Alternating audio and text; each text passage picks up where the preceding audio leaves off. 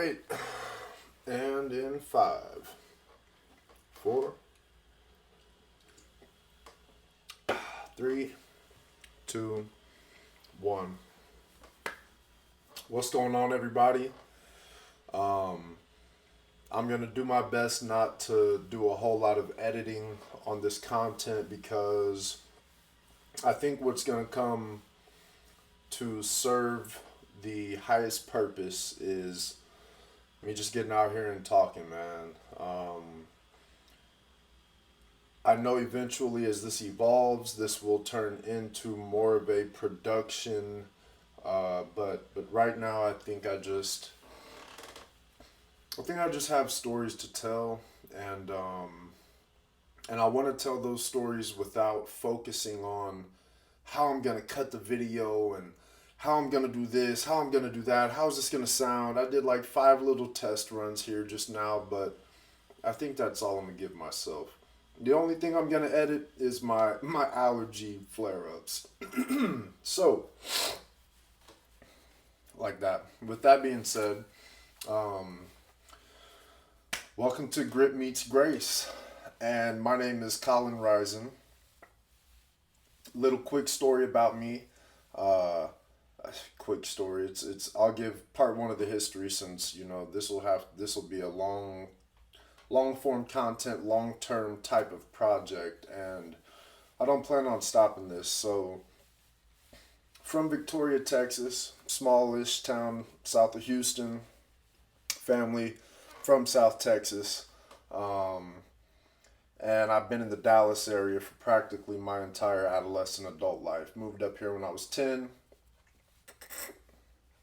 and see, just now I wanted to go in, press stop, and re-record this, but it's not. I'm not gonna do that, man. I'm not gonna sacrifice the natural conversation for my production internal desires or whatever it's gonna be called, and it's kind of hard for me to talk to myself like this on camera. Um, but I know this will serve a purpose, like I said. So the reason this podcast is called Grit Meets Grace is because that's just the period of life I'm in, man. I'm known to be a super aggressive individual. Not necessarily aggressive physically, but just like the way I handle growth, the way I handle how I should be operating, the way I handle my self communication is very much so aggressive, and I'm having to learn that, bro, you gotta give yourself grace. You have to give yourself grace, because if you don't give yourself grace, you're not gonna be able to give the people around you grace. And I want to be one of the best leaders on this planet. It's what I'm here for. I know that it's what I'm here for. And while I find the intricate details about who and what I want to be, I've learned and I've taught myself that it's okay to be understanding. It's okay to understand that as humans we go through shit, and we have to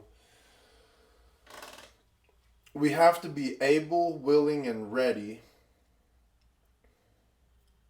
to allow ourselves space, and not just space to think, but truly space to grow, space to speak, space to listen, space to understand. And I just want to thank everybody around me for the grace that they've shown me, and I hope that during this season I'm able to give and show that same grace. So, you know, this episode 1, is about me running a marathon literally off of the couch. I've been heavy on Goggins, Gary V, Rich Roll, who's a couple of the others. I mean, Andy Frisella I was on quite a bit, like 2015, 16 when I got done playing ball. Um, I've been around people who very much so are fearless, who embrace the struggle, who embrace pain, and who also understand that sometimes this pain ain't really for me to talk about. Sometimes this pain is strictly for me to go through. My dad taught me about that, or kind of explained that ideology to me a little bit a couple years back while we were running White Rock Lake and things like that. And that marathon whooped my ass. And the funny thing was, I thought that I really had no expectations. I knew it was going to be terrible. But I also knew that I had it in me mentally to get off of the couch after not training for an entire year, after being a very, very high performing athlete, and I knew I still could get it done. I actually signed up for the ultra marathon. So, for those of you not familiar with marathons, the ultra, just the base ultra, I believe is like 31.4 miles. Um, I failed. I didn't make it. I ran 26.2, so I quote unquote completed the marathon. And it was just funny because they were trying to give me the marathon or the ultra shirt and the ultra ribbon and trophy, but I told them, I said, nah, I didn't even finish the ultra. I uh, I actually had to break away at mile 18 and just finish the marathon. So they tried to give me a marathon shirt and medal, and I said nah, because I don't deserve it. I didn't sign up to run 26.2. I signed up to run 31 point whatever, 33, whatever it is. And man, it was the most fulfilling defeat of my life. It was the most mind blowing experience because my wife, her family, they're all endurance athletes. I don't even call them runners. They are all endurance athletes. Whether it be, they be going backcountry skiing, they be running marathons, they be running 100-mile ultras and things like that. So again, for those of you who don't know, there are levels to ultras. There's the 30 whatever, 50 mile, 100 mile, 240 mile, 24 hour, 48 hour. I mean, it just goes on and on and on and on. And ultimately, you could create your own ultra. You can create, something that is ultra. Because in my mind, the ultra isn't, I mean, yeah, you've got the pros who they consider certain things races and certain things not. And I'm not too deep off into that world, but I've listened to Rich and David talk about that stuff a lot. But for me, an ultra is anything over 26.2 miles. So I kind of forgot. Oh, so my wife, her family is all ultra athletes, and I signed up. Literally, we were on vacation. I think it was. I don't remember. It wasn't the wedding, but it might have been graduation or something. I don't know. But we were in Colorado with her family, and I signed up for the ultra just spur of the moment. We're all at dinner. I'm getting super, super, super excited and pumped up and inspired by their stories of these endurance runs and these races. And I'm sitting there at dinner and I'm on my phone and I'm just looking and I'm like, okay, you know what? My dad ran the marathon, the BMW Marathon. I think it was 2020 he ran the BMW or 2021, one of those years. So I'm sitting there and I'm like, you know what, I'm gonna run it because I told him I wasn't running it for a while, but this year, this past year, it felt like it was time, especially being around all of them, and it was so inspiring. And these people, I mean, they're so good at what they do, and so I know a lot of people who are really great at what they do, and for some reason, most of these people engage in endurance competitions. And not all of them try to race to win, but they all compete. And not just my wife's family. I mean, all of these endurance runners and these racers, they compete and they compete and they compete at such a high level that it makes so much sense that they perform as high level as humans. So I thought to myself, what am I waiting for? Obviously, I'm scared. I don't run like that. I've run White Rock a few times. I do White Rock at 2, 3 a.m. when I was training all of my athletes. And so it was like, I have to show people how crazy I am sometimes without really harming myself. And then it's like, well, really, do I care about harming myself? No. So let me just go through it. Let me go through it. Let me do it. So I signed up for the Ultra. And everybody kind of thought that I was just talking at the dinner table when I said it. So after a few months, whenever I bring it back up, people are like, oh, you really signed up. You know what I mean? Have you been training? Da, da, da, da, da. And my answer was, nah, I haven't been training. How hard can it really be to walk 26 miles, 33 miles? I've done 11, at a 11-minute pace. It can't be that much harder to go that 3 times, right? And boy, was I wrong. I was so wrong. I thought I was going to get off of the couch. I didn't really know what I thought. I knew I could do it. And the reason I say it's a failure is because I didn't do the ultra. I didn't finish it, and it was the most invigorating failure of my life because I've never had bodily pain, and people who know me and know the people I've trained with my entire life, they know how I get it in. They know how I get it in. They know how I get it in. And I can't wait to tell those stories with my guests. But, I mean, it was just hilarious to me as I was running, the pain that I was in at mile 14, 15, right? So I'm running. I get to mile 10. Boom. Okay, mile 10. I feel my legs start to kind of go. I text my wife, yo, I'm feeling it. Again, I've run 10 miles before, but I ain't never done it off of the couch after 12 months of no training at all. I ran 3.5 miles once just to prove to myself I could run 3.5. Because if I could run 3.5, obviously I can run 30, right? Duh. Anyway, mile 10. I text my wife. It ain't looking good. She's encouraging me. Mile 12, and I'll get more onto the community and the culture and how everything comes together and helps feed you through these races, because I think that's something important to speak about. But mile 13, my legs are spent. Mile 16, I'm walking, a quarter mile at a time at a fast-ish pace, and then I'm jogging, maybe a half mile, walk a quarter, jog a half. Maybe, jog less than a half. Who am I kidding? I was like trotting for maybe a quarter at a time. But my wife is just like, yo, we'll be here at mile 18. You'll see us. And I think 16 to 18 was the longest 2 miles of my life. Because the entire time I'm sitting there thinking to myself, like, I'm done. I'm done. I'm not going any longer than 18. Like, when I get to mile 18, I'm going to take my failure.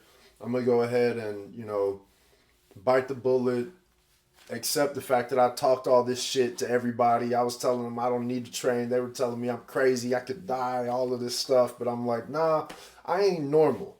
Normal people might die from something like this. I ain't normal, though. And I'm not. Don't get the game twisted. I ain't normal by any measure, any means. But I'm also not, I don't know, I'll let y'all judge how spectacular I am or am not over the course of time. But anyway, so I'm sitting there, and mile 17, I see the check mark. I'm like, okay, boom, the checkpoint. I'm 1 mile away from seeing them. They got snacks for me, they got drinks, etc., and I'm going to get up out of here. I get to mile 18, and I just collapse. Not like fall all out, but like I dropped to my knees and just was like, I can't believe how I feel right now. Because, as you're running with other runners, they also kind of invigorate you to push your pace. So I kept trying to push. Saw random people who knew me, who knew I was going to run it, knew I was running it without training, and they saw me along the race, and they like, yo, man, what up? And it's all the marathon runners catching up to me. For those who know endurance races, all the ultra runners start at the front, and the marathon people are at the back. And so all the marathon people start passing me up, and they're like, yo, man, you can do it, da-da-da, get that ultra, whatever. All right, mile 18, I get there and I'm just beyond myself. And I keep saying out loud, I don't know. I don't know. I really don't know. And they let me kind of sulk in it for a little bit, and then after a few minutes, my wife was like, "Well, here's the thing. You have to." Some people look at that like, "Oh, that's not a healthy partner." Well, here's the other thing. If my wife would have let me quit, she and I would have had issues until I ran another marathon. Your support system is so much more important than your skill set. Again, your support system is so much more important than your skill set. Because of her, I ran that 26.2. I finished it with 15 minutes to spare before they closed off or whatever it was, before I got behind the pace of the marathon. And so I ended up finishing. And I finished the marathon, and like I said, they were trying to give me medals. I didn't want them. I'm not the person that takes cooperation medals or participation trophies, and I will never be a proponent for participation trophies. I believe people need to know what it feels like to lose, to struggle, and to experience failure. And so I failed, and everybody, thought it was great. Oh, you made it that 26.2. That's great. This and that, and it was. I'm not gonna lie. It was. I learned what it really means, right? So I'm happy about it. But the craziest part of it all, I lost all control of my legs the following 24 hours. I literally could not walk unassisted. I could not roll out of bed unassisted. I could not move my body from a laying position without physically picking up my legs and putting them on the ground just so I could grab a hamper to put in front of me to then try to leverage myself up. And the first day I was falling all over the place. Barely could stand up to shower.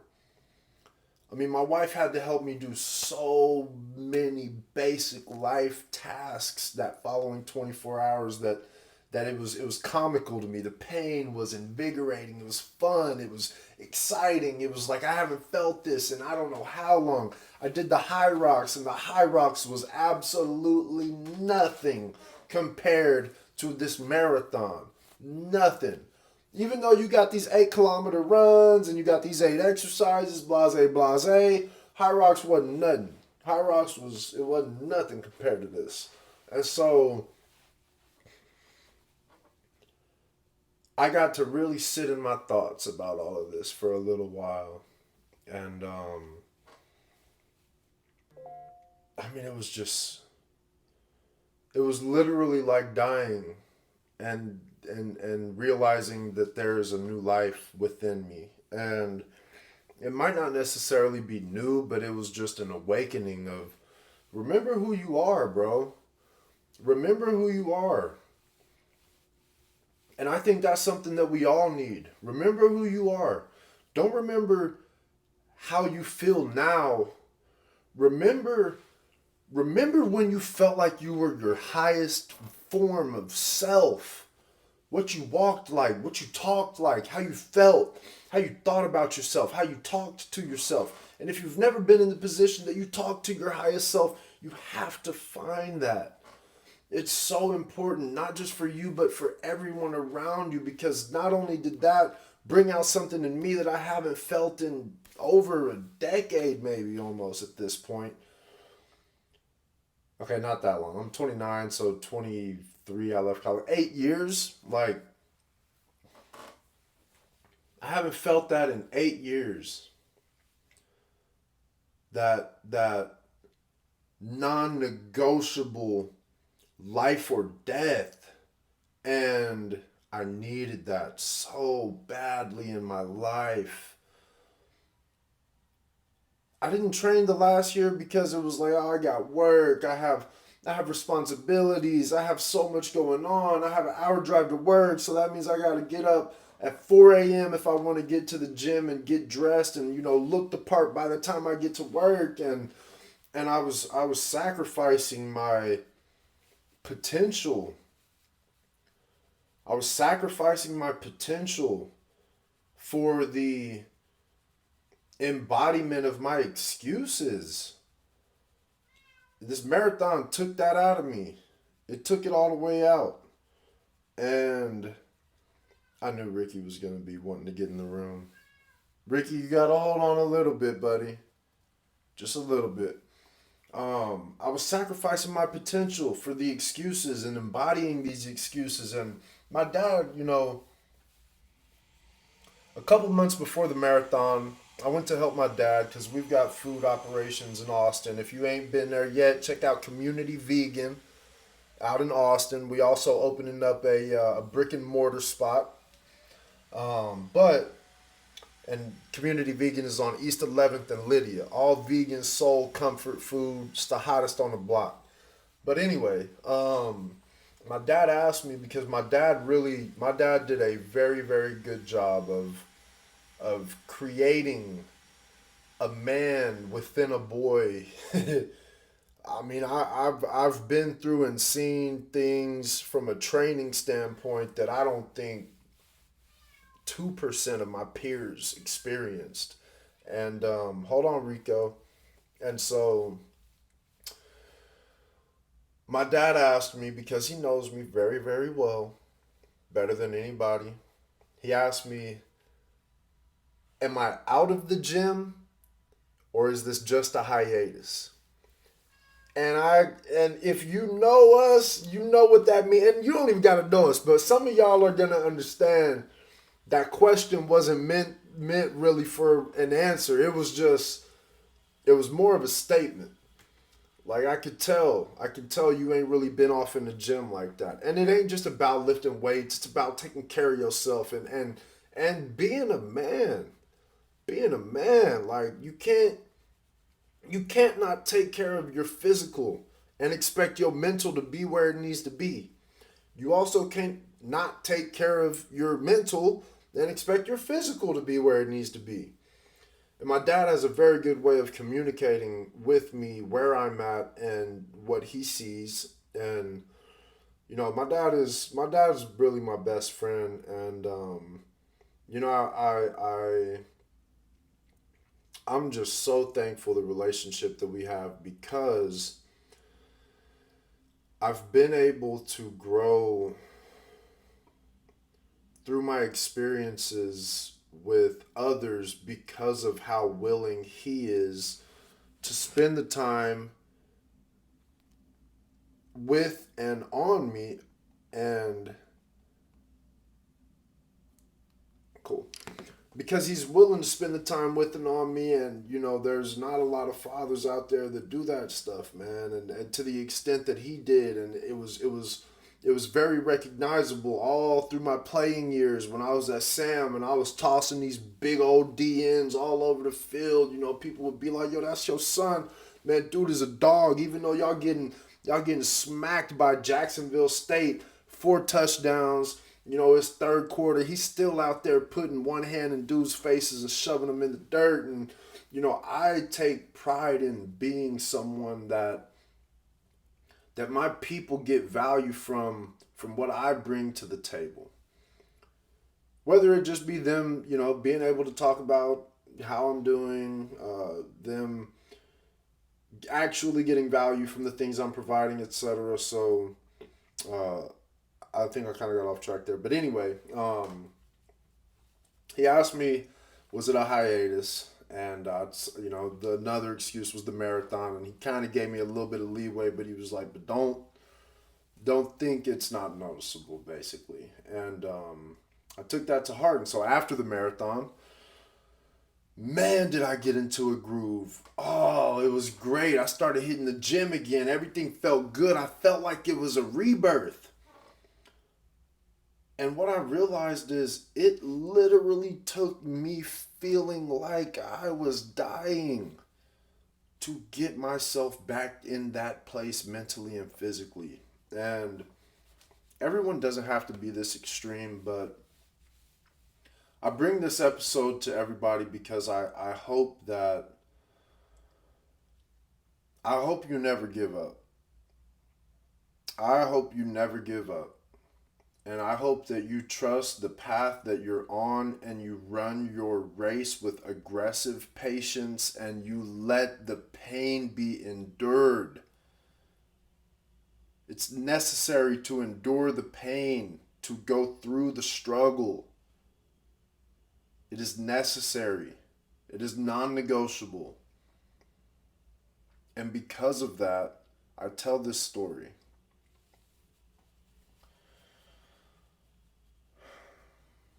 I ran a marathon off of the couch. I'm not telling you to do the same, but I implore you to force yourself mentally and physically to get through whatever struggle it is you're going through. Don't stay in it. It is worth it to come out on the other side. This is where grit meets grace. This is where grit meets grace. One love, y'all. Peace.